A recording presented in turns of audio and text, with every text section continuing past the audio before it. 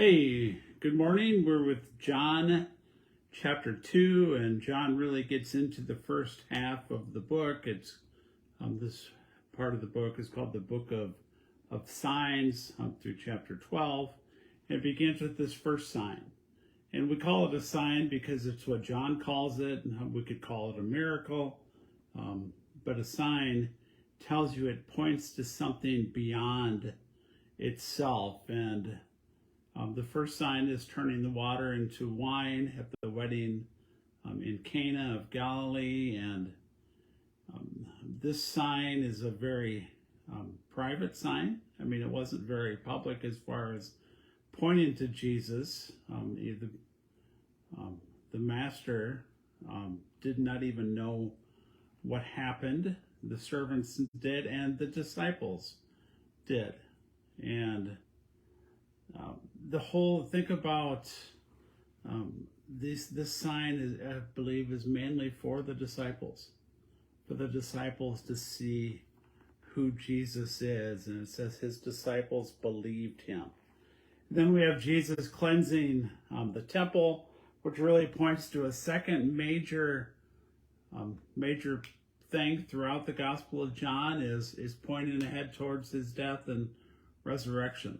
And Jesus is talking about destroy this temple, and in 3 days I will raise it up, alluding to his body. And it says in verse 22, when he was raised from the dead, his disciples remembered that he had said this, and they believed. So this concept of belief, we will see it over and over and over in this Gospel of John. And John is also going to lay the groundwork that there becomes a mass of people who follow. And we see that in verse 23. It says, many believed when they saw the signs he was doing. So think about, as we read these signs for the disciples, so they will believe, Jesus foretelling his death and resurrection, and the mass of people that are coming to follow Jesus.